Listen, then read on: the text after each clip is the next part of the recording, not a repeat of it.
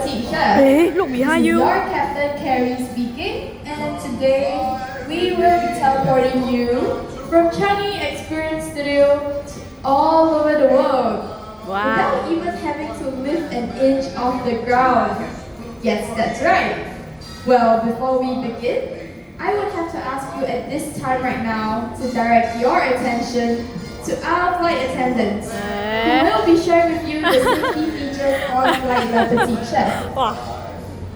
So, here on Flight La Petite Chef, we like to keep up with all latest fashion trends. In a highly unlikely event where this flight turns into a cruise, all you lucky people will get your very own itsy bitsy teeny weeny yellow polka dot bikini beneath your seat. Minus the itsy bitsy teeny weeny, and you get no polka dots. Besides, you get nothing at all. The location and use of the life vest, which shows the most potential for children, can be found on the information card, which I have no idea where to find. In an event where there's a loss of cabin pressure, not to worry, because oxygen masks will magically fall off your heads. So all you gotta do is to put on the mask once you're done screaming, of course. Remember to pull the elastic tabs on either side to adjust. Please help yourself before assisting your loved ones who are probably screaming way louder than you are. Oh yes, last but not least, no smoking of any kind is allowed on this aircraft.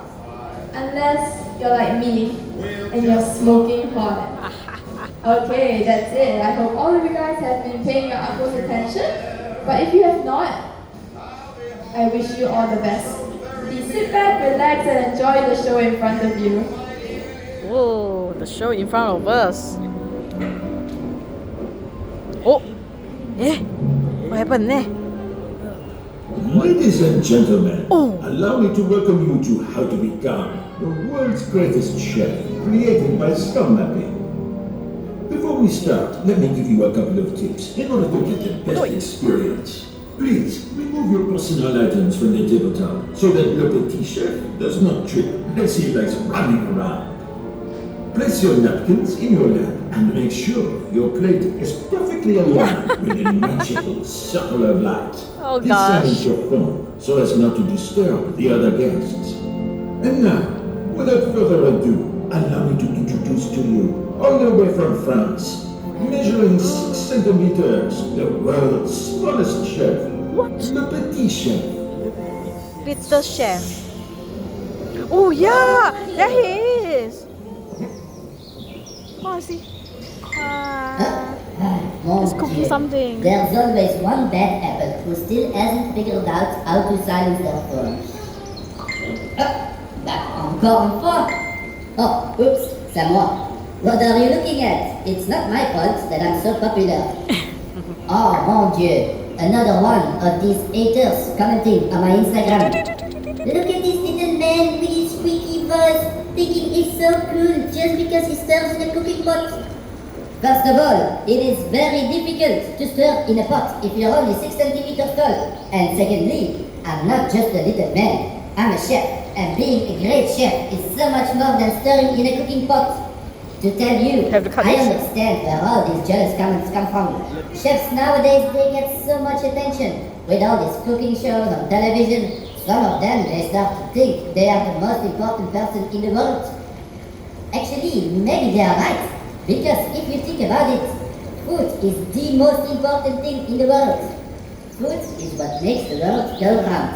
If you look at, for example, something simple as salt. Did you know that in the past, salt used to attract invaders and even cause wars? So, if people go to war out of salt, imagine what they would do in a world without chefs. Oh, let's see. Oh, luckily, not all people are complete and physical. It says, how can I become such a master chef like yourself? Flattering. Honestly, I get this question like a million times. To put this to bed once and for all, let me give you 5 tips on how to become a great chef. Even if you don't know how to cook an egg, by the end of this dinner, Probably you will still not be able to connect what you would expect from another miracle worker. But I'm sure if you pay attention, you'll learn a thing or two. Or at least you'll be able to make an interesting picture for your Instagram. Hashtag most amazing dinner of my life. Hashtag Petit Chef so cute. Okay, without further ado. Oh. Pay close attention. Leçon numéro 1. 3 words. History of food. In order to become a master chef, you have to study the traditions and understand where food comes from. Let's take something simple and common as the tomato. Tomatoes don't come from Italy. No. The first tomatoes came from what today is known as Peru. From there, they eventually extended to Mexico, where they were cultivated by the Aztecs. Wow. The Aztecs grew tomatoes on chinampas, which were floating gardens around their capital city Tenochtitlan. In the 16th century, the Spanish conquistador Don Hernán Cortés arrived in the New World. The Aztec king at first believed Cortés was the returning Quetzalcoatl, the feathered serpent god. But Cortés was out of gold and conquered and destroyed this beautiful Aztec city.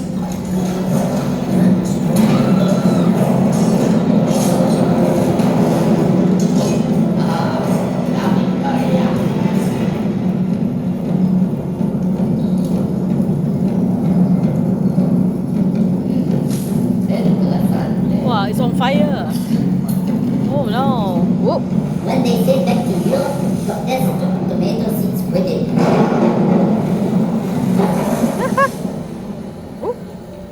There, the tomato was introduced to the European aristocracy. But they got sick from eating tomatoes and even dropped dead. So they started calling it the poison apple.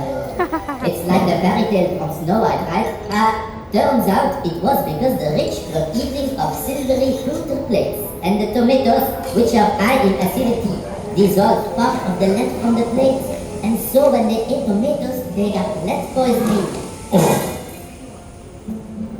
Finally, in the 19th century, an Italian chef created a pizza to celebrate the visit of Queen Margherita to Naples.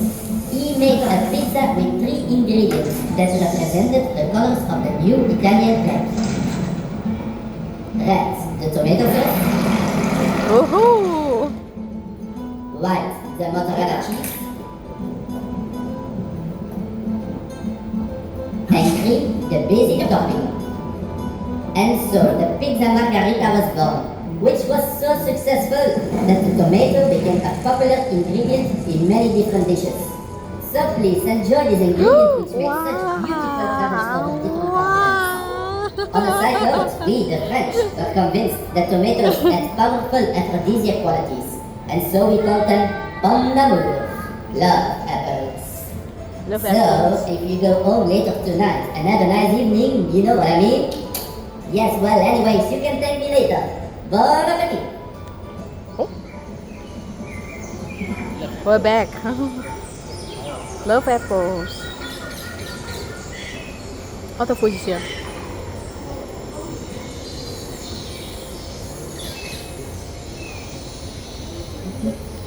Yeah, she's going to stop. Oh, behind. Hey everyone! I'm King Zuma, son of Zolin, here from the vibrant world of the ancient Aztecs. Let's kick things off with a modern marvel. Changi Airport is a bustling hub of global transportations that move millions of passengers and fresh produce.